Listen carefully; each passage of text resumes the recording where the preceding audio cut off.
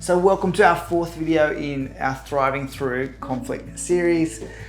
This one's a fun one, but a bit of a disturbing one because it's all about the Four Horsemen of the Apocalypse. Mm-hmm. So it's looking at the different ways we're destructive through conflict. And the good part about it is that there's 4 antidotes as well. And all 4 of these things can be a massive deal to us, whether professionally or personally, dealing with conflict. And all of them have an antidote to it.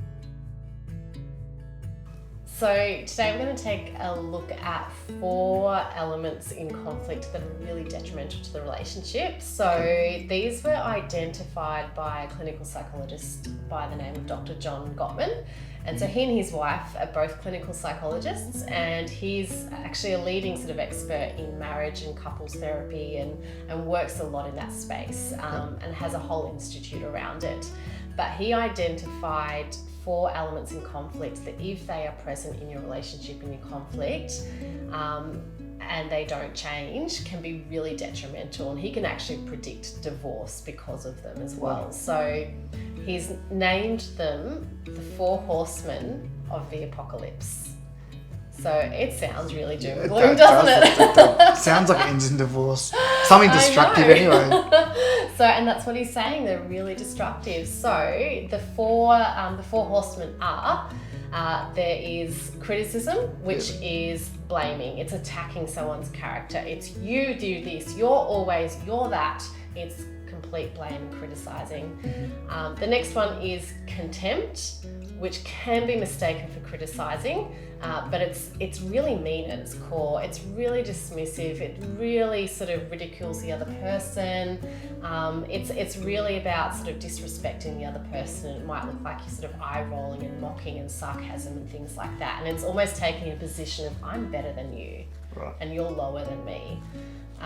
Which is, of course, really detrimental. So the third one is defensiveness, which often happens in response to being criticised, but it is that sort of feeling victimised, feeling unjustly accused. Thinking about all the places you're right and they're wrong. Yeah, and saying, no, well, someone else is to blame for this, or you're to blame for this. It's not owning your mistakes. Yeah.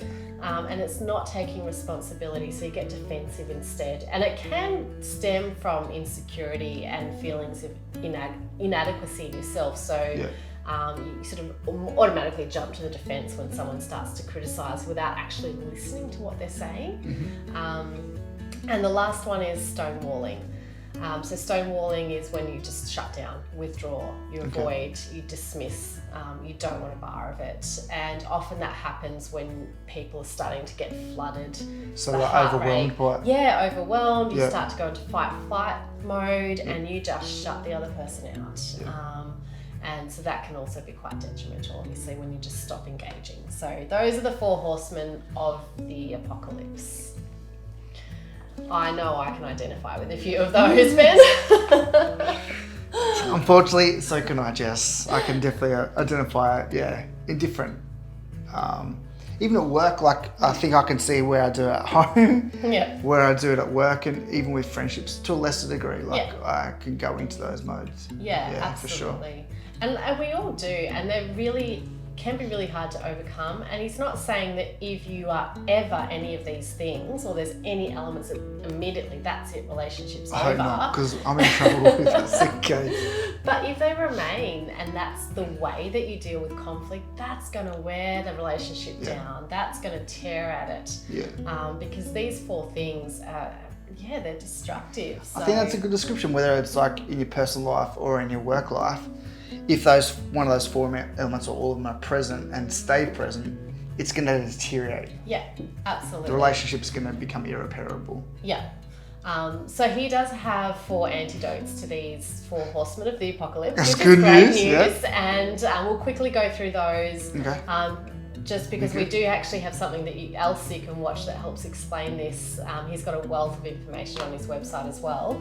But the 4 antidotes. So with criticism, it's complain without blame.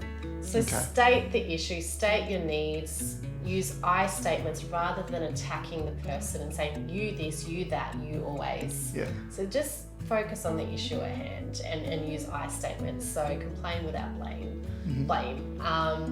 With contempt, he talks about building over time. The long-term solution is building a culture of appreciation with that person, remembering the good things about that person. That's my challenge. So building that. In the moment, again, it's just more about those I statements and not saying you. So trying not to attack. With defensiveness, ultimately, it's about taking responsibility. Even if it's just a small part you agree with, own it.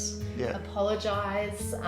In the moment, you might need to sort of say, oh, I need to process this and come back to it. Yeah. And it's just about taking responsibility and listening to what's being said instead of taking it as a full attack. Yeah, even if you think that they're 90% responsible, what is your 10%? What is and if yours? you can take on that actually starts to build a bridge and create the I love space that. for them to actually come toward you too. Yeah, exactly. And I love that analogy of building a bridge. So what is going to start building that bridge to start you having a conversation about this? Yeah, cool. With stonewalling, often because it is when that person gets to overwhelm, it is about stopping, taking a break, recognising that's what's happening and coming back to the conflict later. So he says that's when it's really good to, ahead of time, have an agreed upon appropriate way of taking a break from conflict so that it's not misinterpreted. But then also if you notice the other person starting to shut down, kind of stop yourself and go, hang on, check in. Do we need to take a break? And come back to it because people are getting flooded and they're going to shut down. And fun fact, apparently, men tend to stonewall more, but then that actually then results in the woman getting even more physiologically aroused, and then they'll go after it. So guys tend to actually stonewall more than women. And that might And be women tend to then become more agitated by frustrated, that. and more. And I'm not saying it can't happen the other way, of course, but just listen. If you keep going at someone when they're clearly in that stonewalling, shutting down mode, you're not going to get anywhere. There's no point. So it takes two, obviously. All of this takes two, but so they're the antidotes. But check out the video below. It's actually a really hilarious look at the 4 different types of horsemen, and it explains it a little bit more in detail. And we've also put the link to the Gottman Institute. If you check that out, he's got a wealth of information around all of this on there and how to actually unpack that in your own life and how to actually deal with that in your own relationships as well. So definitely worth a look.